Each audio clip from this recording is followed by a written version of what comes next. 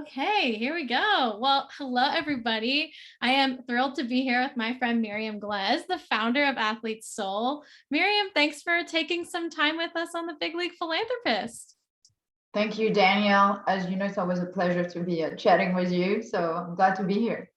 Well, we're excited to have you. And I want to get started by really taking a deep look into your background and your journey. So, you founded Athletes Soul, but prior to that, you were a two-time Olympic synchronized swimmer. You competed for two different countries. So, talk to us about that opportunity of swimming at such a high level and what you learned from that. What did that journey look like for you, and what did you take away from it? I think you used the right word here, is the word journey, right? I think reaching that level of expertise and going to that level of competition is really something that you build over time, over many, many years of practice, where you work, you learn to work hard. You also learn to a great deal about yourself. And so that's really what it has been about for me, is that journey of self-discovery.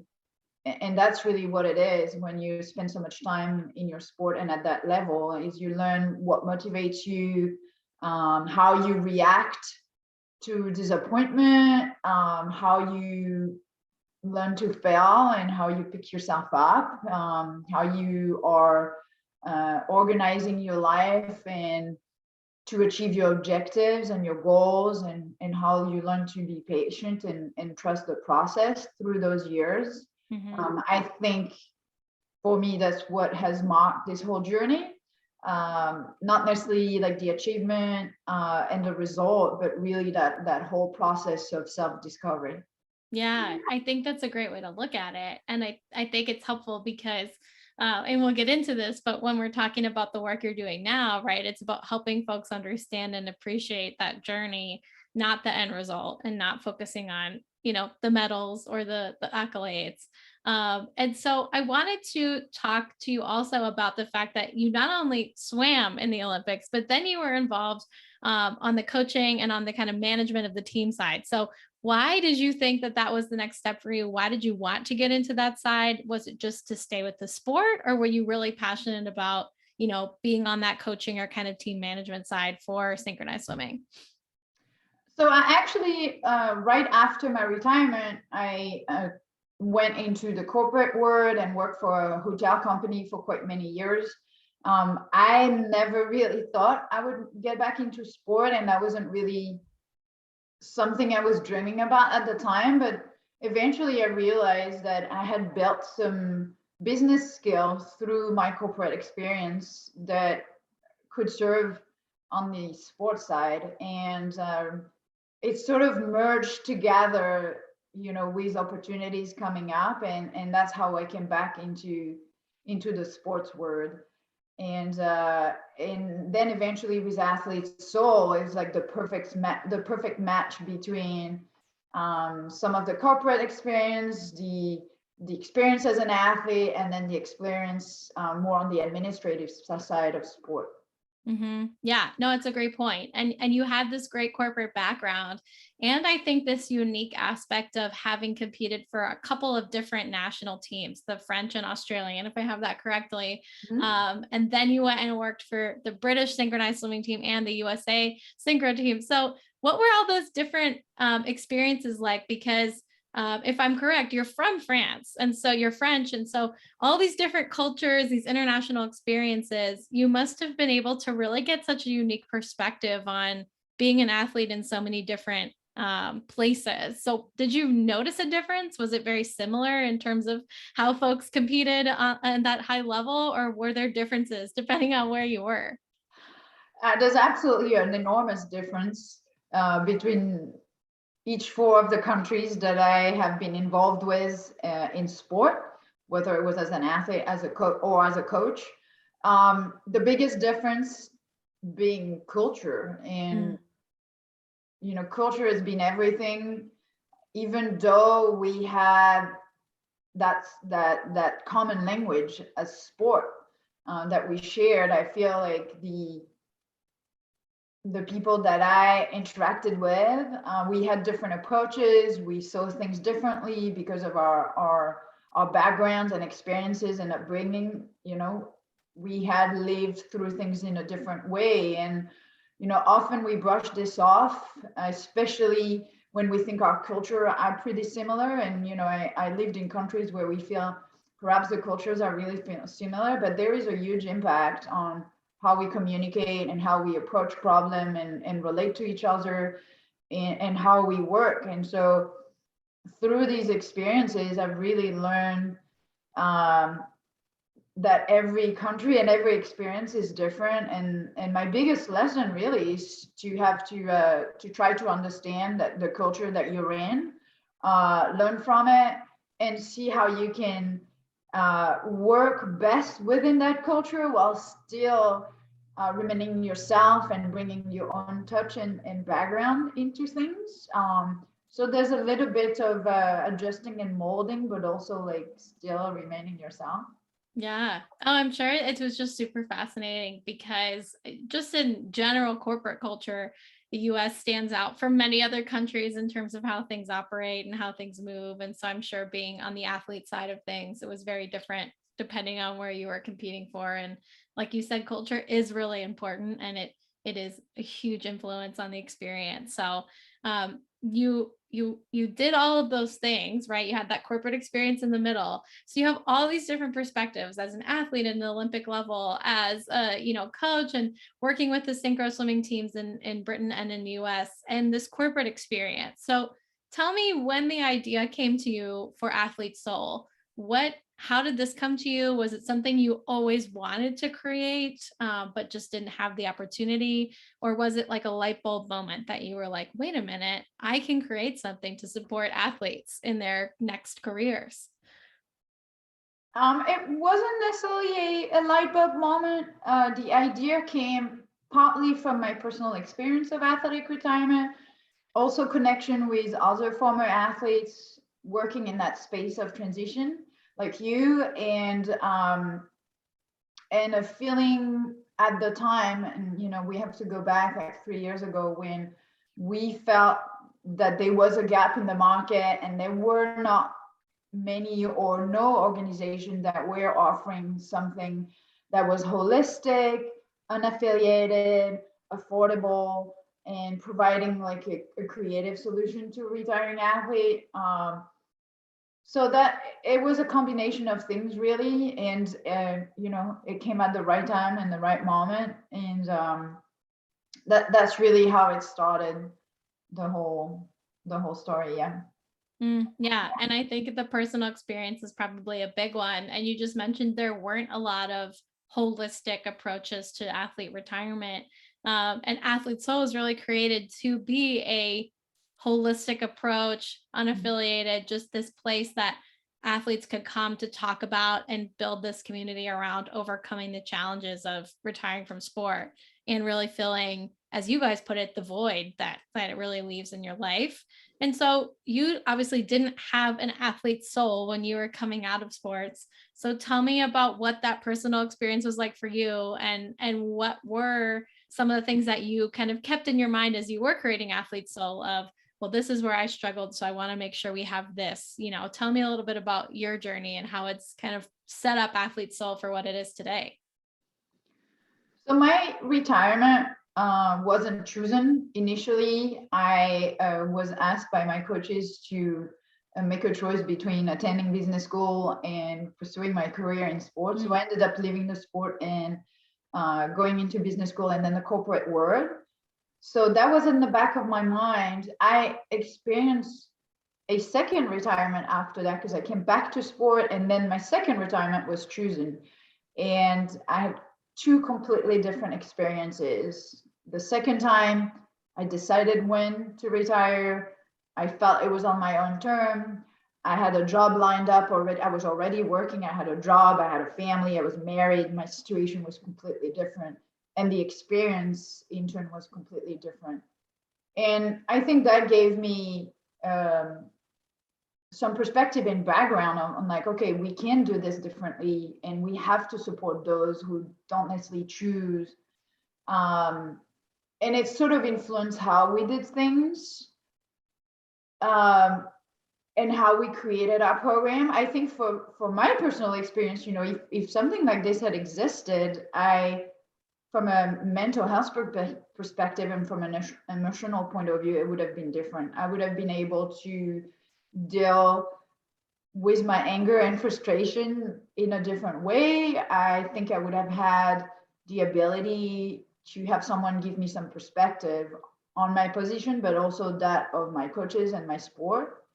And things that could have helped me move forward quicker, but also in a healthier way, by processing, you know, all these emotions, those negative emotions that were not necessarily very comfortable. And so I think that part for me is really important, is for athletes to process their grief and the emotion associated with athletic retirement, whether it's it's a voluntary or involuntary retirement, whether they have negative or positive emotions, figuring out how to celebrate their experiences in sport and how to bring that forward in a really positive way, so that they can move forward, you know, with confidence and a feeling of achievement and some closure as well. Mm-hmm.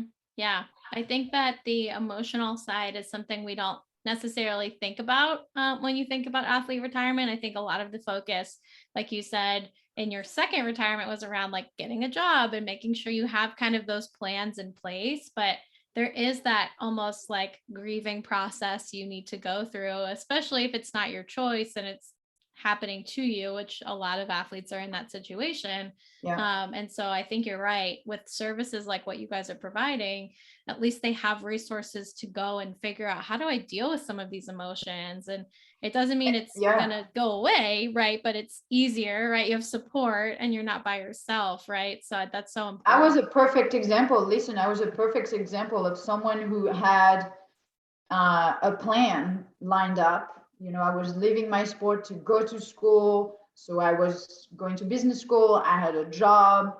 I did a semester abroad. And this allowed me to push aside, you know, some of the frustration and negative emotional feelings that I had, and to be able to move. But it comes back. At some point, it comes back and you have to deal with it. And, you know, I remember watching the 2004 Olympics, you know, from a hotel room and looking at it and thinking this should have been me Mm. in that pool at that moment. And I felt a lot of achievement and success with what I had done since my retirement. But I also felt like, okay, hang on, I have to figure out how to get closure with this and not be disappointed and have regrets that and thinking this should have been me. I made that decision, you know, to pursue something else. Mm-hmm. Yeah, it's a great point. And I think if you were, if you had all these things lined up for yourself and you still had to deal with these emotions, which means Mhm. that they're always going to be there, right?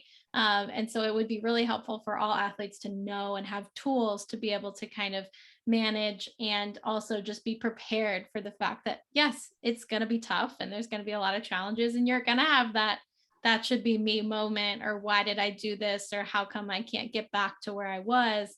And so I think that's really important. And give me a little bit of background around some of the programs and initiatives you guys have at Athletes Soul. You know, how do you all support former athletes, and how do they find you? How do they get involved?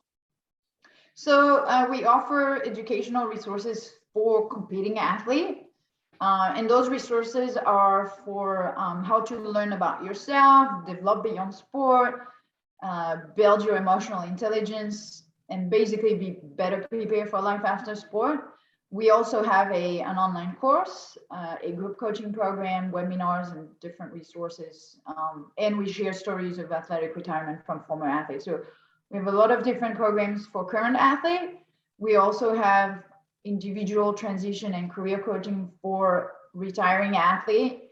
And we define retiring athlete pretty widely, someone who is about to retire, someone who has just retired, or even someone who retired, you know, 5 or 6 years earlier and still find themselves struggling with the transition.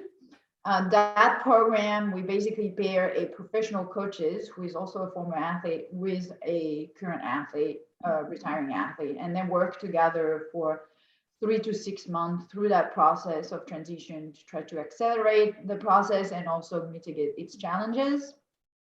And then aside from these two, we have networking and internship opportunities. So these are for like current and former athlete, to help them, connect with each others and find opportunities to help them from a social and professional networking perspective. So that would be like the summary of like those three buckets of things that we do to support athletes during, before, and after the retirement from sport. Yeah, I think that's great. And I love that there's a broad definement of retirement, because I do think a lot of folks don't, like, they think retired is like, well, they're done. They've been out for a little while, but there are folks that have been out for years and are still having challenges, and they might need support. And there are also folks that may be in that in between, right? They may not be on the team right now, but they're not technically retired yet, right? So there's a lot of definitions. So I love that it's like all encompassing and everyone can really use those services. And Myriam, I want to know, how did you go about creating Athletes Soul? What was the journey like? Was it just, I'm going to reach out and get this nonprofit started? Did you talk to people before you did it? Like, walk us through, like, how do you go from the idea of Athletes Soul to actually creating it and getting it off the ground? How did you figure out how to start? So it's hard to like remember exactly how this happened. I think they were an enormous amount of conversations with many different people, lots of research, talking with organization also that had programs in place in different countries. I reached out to Canada and Australia, England, France. I spoke to people here in the US in different organizations and see what they had in place, what they had learned. I spoke to a lot of former athletes who were providing services on an individual basis. So there was a long period of research and understanding and trying to refine how this was going to look like. And during that time, it was creating these friendship with a lot of former athletes who were already working in that space and figuring out, okay, how we're going to do this. And I feel like it's probably evolved multiple times in the first, few months. And then the structure became much clearer when we got started. And that was really the year of the pandemic. So it's really been in existence since the beginning of the pandemic. Right. And I remember we connected, I think the first time we met was in person, and then everything else has been virtual because of COVID, but it was in Miami during Super Bowl week a couple of years ago. And this was something you had been building and putting together and working on. And one of the lucky one I met in person. There's plenty of people that we work with, part of the Athletes Soul community, that have still yet to meet in person, which is incredible. I know. I feel the same. There's so many folks I feel like I've worked with over the past few years that I have not ever met face to face. And it would be so surreal to be like, you don't even know how tall or short they are. That's the one thing about virtual. I'm like, I don't know if you're tall or short. But yeah, it's fantastic to see the growth you guys have had during a global pandemic, and being able to build these initiatives out. And so my other question was, what we really know that athlete retirement is tough for everybody. Throw COVID on top of it, even more crazy and really, really hard. And a lot of folks were in that position of, I didn't choose when my sports career was over or when I lost out on opportunities.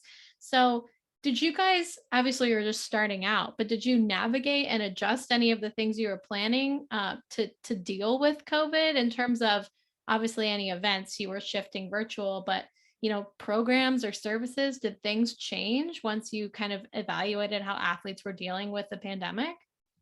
So we actually, from the beginning, thought all of our services would be virtual. So we didn't have to adjust that. Like we started from the intention that, all athletes are always on the road and traveling, and we wanted to reach people from different places in the country and overseas. And so we always thought all of our services would be remote, but we thought that we would do a lot more fundraising in person. And I think this is the part that we had to adjust with, to play with and adjust the most through the pandemic.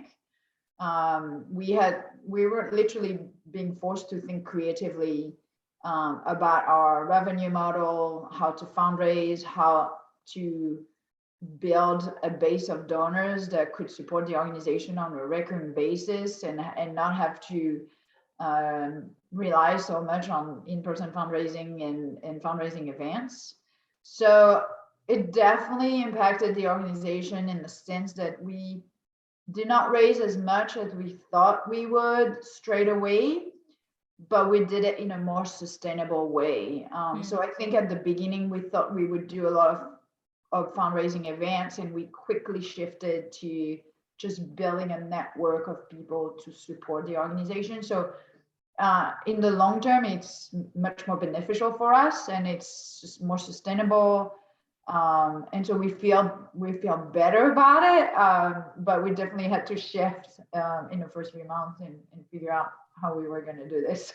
Yeah. Oh my goodness. I think fundraising has been a huge challenge for every nonprofit the last couple of years, because there has been so much need, I guess is the best word. And I think finding that network of people that can support you sustainably is so important. And I think a lot of folks have adapted to that model of like, let's get a group of people that are going to support us all the time versus trying to bring in 10,000 new people every year to get some kind of funding. And I know you guys have a membership as well for athletes to sign up to be able to access some of the services, some of the resources, education, but also support the organization at the same time. And tell me a little bit about what that includes, who can be a member. Is it any athlete at any level of sports? Do they have to have a specific kind of level reached in like the US college system or the Olympics or in pro sports? Tell me a little bit about that membership and how that plays in. Yeah, so first of all of the services that we offer are free to athletes and retiring athletes. So whether it's our online course or all the resources that we publish and share, our group coaching program, our individual coaching program, those services are free for athletes. So you have to apply, obviously, but we want and we will continue to offer those for free, because we really feel strongly about helping, and this is the way we fulfill our mission. The membership is a way for former athletes who relate to our mission and want to support the organization. It's a way for them to support. So you become a member by making an annual donation to Athletes Soul, and 100% of this donation goes to support the current athletes with access to our program. So we pay our coaches for the group coaching program, we pay our coaches for the individual transition coaching program, and so that membership goes to support that. So that's really the membership is really for former athletes who have transitions, who are in a position where they can give back and support, and for those who really maybe relate to the difficulty and the challenges of athletic retirement and feel that we are doing something to help that, to give back and as a way to pay it forward to the next generation of athletes and helping them go through that transition. Yeah, no, I love that. And I think it's awesome because a lot of times people will say, how can I help? And what can I do? And this is a really great, this is how you can help. Right, simple way to be involved and be able to support. It's still being able to put these programs out there for athletes at no cost is fantastic. And I think that's really, really important. And you talked about this a little bit earlier in your own experience, but like we just said, athlete retirement is really hard. It's not an easy process, regardless of how long you played, what sport you played. Why is this so much harder for athletes to transition out of sport than maybe the average person to transition out of one career to another career? Or is it similar? I think it's harder for athletes because they started their sport so early in life. And to get to that highest level, at some point you have to be specialized in your sport, dedicate a lot of time to your sport, and it doesn't leave much space for anything else. And that dedication is what helps you get to the highest level, but it's also what potentially will make you struggle when you transition. You don't have a lot of time, or you didn't have a lot of time to develop outside of sport, to learn about yourself in a different context with different experiences. And you didn't have necessarily a lot of opportunity and time to build your identity outside of sport like other teenagers and young adults would do. So I think a lot of athletes go through identity foreclosure and end up fully identifying with their sport, and they have to go through that identity building often at the end of their career. So combining the loss of your sport, the grieving for your sport, potentially an injury or a difficult retirement, with having to go through that identity crisis and figuring out who you are, is a lot of different things to deal with at once. And I think that's what it makes it more difficult. Yeah. Yeah. Yeah, no, And 100%. it happens early in your life. Right. When you have transitioned into retirement at 60, or from a family perspective, you have a lot of baggage and experience under your belt that you have learned how to deal with things in life. But when it happens when you're 20, you have just less experience, and it usually just is just more difficult because you're so young.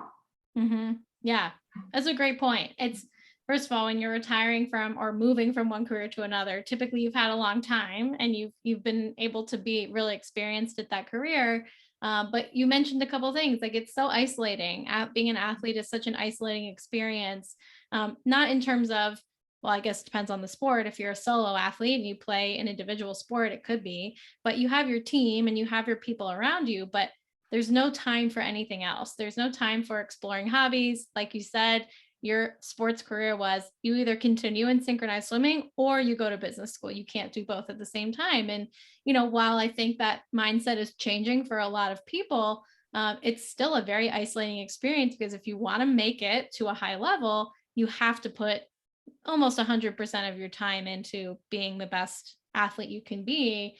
And that can be really hard when that's taken away from you. Like you said, you haven't had time to explore all these other areas, and you're young and you have your whole life ahead of you, but you feel like your whole life has just ended. So it's a very weird, like, reality to be in, I'm sure. And I appreciate you just pointing out that, yeah, it's the emotional side, like you talked about earlier. Physically, you may have had an injury, but it's the emotional side. Your injury will recover hopefully and heal, but it's up here that it takes longer, because you haven't been prepared mentally for this. You haven't been waiting and saying, okay, I know that this is going to happen. You have to kind of believe that it's never going to happen in order to make it. You have to have that dedication. So there's so many things. And I think you guys are talking a lot about it at Athletes Soul. And I think that's why an organization like what you guys are doing is so important, because it is just about almost awareness, right? Just like being aware that this is a challenge that other athletes are experiencing too. And so I just wanted to ask, like, if listeners are taking something away from what you guys do, if athletes are listening and they're saying, okay, like this sounds interesting, like what's that one takeaway you want them to have from the work that you all are doing around career transition and athlete retirement?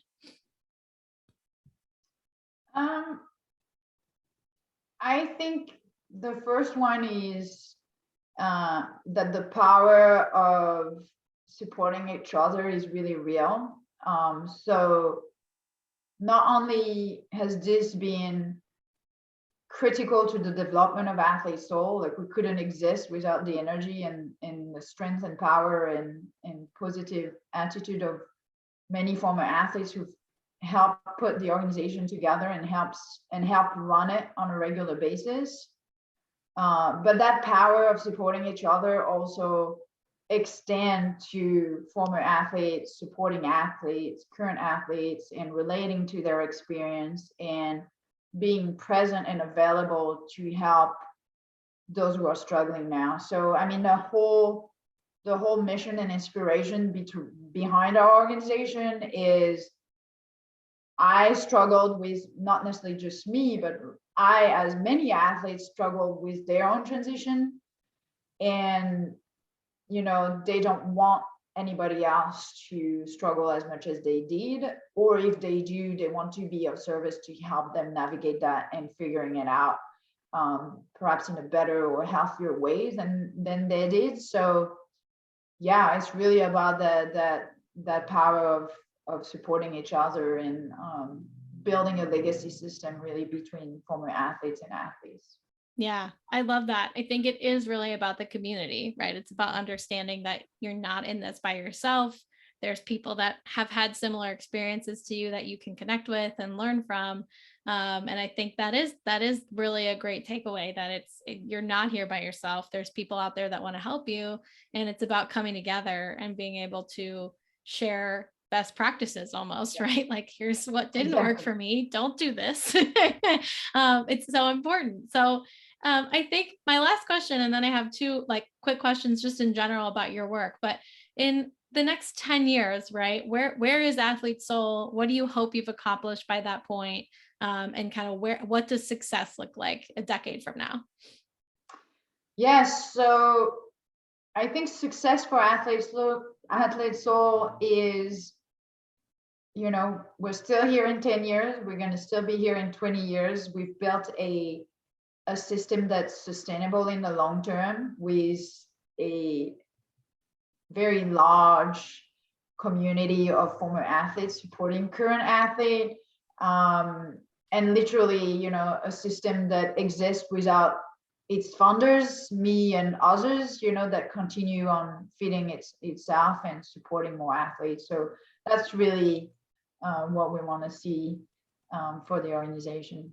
Yeah, I think it's great. It's sustainability. And like you said, it's not necessarily like this many athletes coming through the program, but more athletes taking care of each other, and the programs and the support systems actually working and being sustainable over the years. I love that. And we're called the Big League Philanthropist here, and we like to talk about philanthropy. And so, Myriam, I want to ask you, just like we ask every guest that comes on the show, what does being a philanthropist mean to you? What does that word actually describe to you? Can you describe what that word means in your mind? Yeah, for me, philanthropist means giving back in some ways and helping others.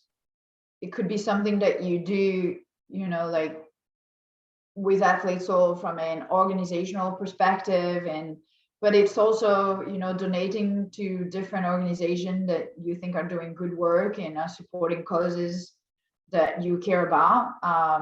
So, it could be from an individual basis or a more organized basis, but it's sort of that feeling of thinking about others and how you can make the world a better place and do your little part to contribute and help out. Mm-hmm. Yeah. And I think you're right. It doesn't have to be big. It could be a little part. It could be volunteering. It could be donating, like you said. It could be volunteering your time. And so, yeah, it's a whole different gamut of opportunities that can be. So I appreciate you just kind of saying it's not one thing, it's many things. And if I may say, we talked about culture before. In one of the things that I love about living here in the US and that I've learned over the years is the importance the importance of philanthropy in this country, of sharing your time or helping hands, donating to causes that you care about. I feel like this is ingrained in people from an early age, and I really love that. And it's not necessarily as strong in other places that I've lived in. And so I really enjoy that, and I've embraced it completely. And I think it's fabulous, and we should really try to keep this alive as much as possible. Oh, that's so interesting. I appreciate you sharing that because obviously I think coming from, being born and raised here in the US, it is something that I just feel like I was always aware of is, I had to give back in school. It was something they required you to do to graduate, but I loved it and I just thought it was so important. And the fact that from a young age, this, whether it's your school or your parents or your family, they're like making you understand that importance by going and doing it. Hopefully that does continue. And young people obviously are leading the way now more than ever about supporting causes and speaking out. And that leads me into my last question, which is, you've created this organization, this nonprofit to support athletes because of your own personal experience, because you wanted to make things better for this next generation of athletes coming out. What advice do you have for other athletes or just individuals in general who want to speak out or want to do something to support an issue that matters to them or support an experience to make it better for someone else? How do they get started? What's your advice to them on their first step in terms of making a change in their world? So first of all, I think athletes these days are really lucky. There's so many different ways they can speak up or help out or get involved in whatever causes they care about.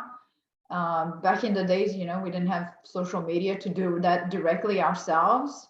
And it was harder, I think, to connect with charities and causes that we cared about. So I think it's easier these days. And I would think my first advice is to do some research. So try to identify the things that you care about, whether it's children, whether it's sport, climate change, whatever that is. And so, trying to narrow that down and do the research and see what has been done, what others are saying, what organizations are already working in that space, and then figuring out how to get involved. And maybe it's just by yourself, maybe it's through another organization, maybe it's combining a few different things. But I think the research is important.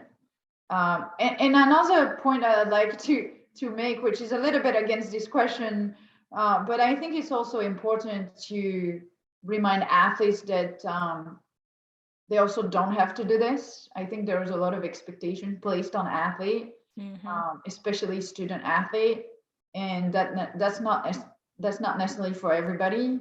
I think for those who feel overwhelmed because they have to do their sport, they have to study, they have to get involved on with a charity, they have to build a brand on social media, they have to do all these things. I think the answer is really to make sure you take care of yourself first and foremost before you start considering helping others. And that also looking at life more in the long term. You may not be able to do a lot right now, but you will have time at different phases in your life to do that. And so it's trying to consider that your involvement is done throughout time and not just at one point. That's so important. I think the idea that you also don't have to do anything if you don't feel comfortable or if there isn't something calling to you.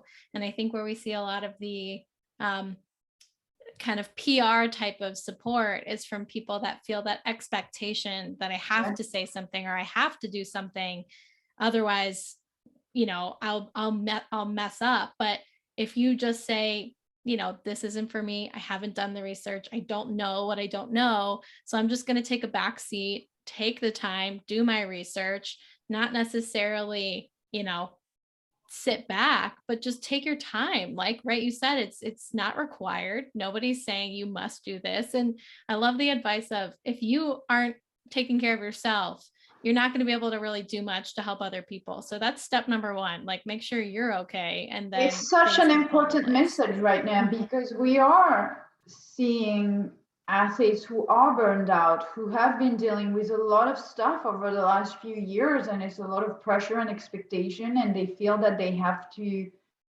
surf every single trend that arises, and it's not true. Sometimes, the strongest message or example is to just be yourself and be your strong self.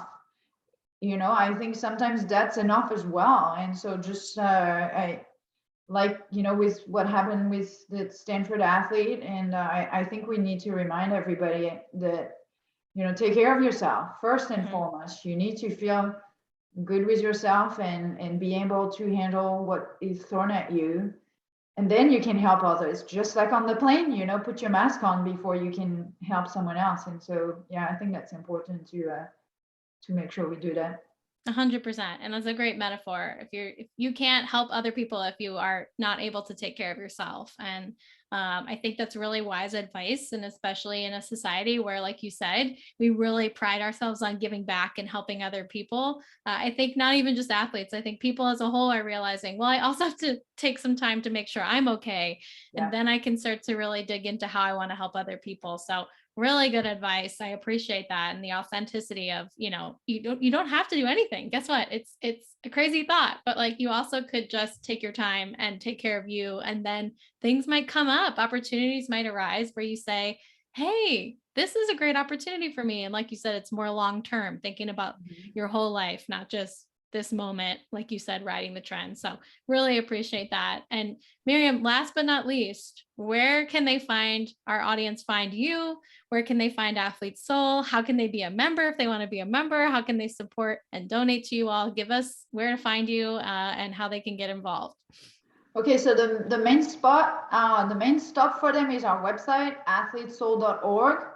You can find information about how to get involved as a volunteer. You can become a member on the platform. You can donate to the organization. You can learn about all the services that we offer. So that's definitely the first stop. They can follow us on social media under Athletes Soul. And then they can follow me on social media. Glez.Myriam is my page. I don't share much about sport or Athletes Soul. I share more about personal stuff. So you're welcome to follow me. But yeah, any information regarding Athletes Soul will be on our website. Awesome. And I'm excited to tackle what's next is going to be partnering with Athletes Soul on the events perspective and the coaching perspective. Very excited to be working much more closely with you, Myriam, and your team. But yeah, it's a fantastic organization. And I think the idea that you said from the beginning, that it's really about giving folks that connection to each other, to other athletes, but to that emotional side of things, and making sure that there's resources out there for them. I know it's something you and I are very much in line on the importance of. And so thank you for taking time to share with our audience about the work you're doing and the company you've built. We really appreciate you coming on the show. No, thanks to you, Danielle. And the feeling is the same here. We are so excited to work with Tackle what's next. And I think we'll have quite a few really exciting events in the next few months and years. And so really looking forward to seeing what that looks like. And appreciate that you invited me here. And I'm sure we'll do that many more times over. Yes, let's make sure of it. Absolutely. So thanks again, Myriam. Thanks everybody for listening. And we'll see you guys next time on the Big League Philanthropist. Thank you, Danielle.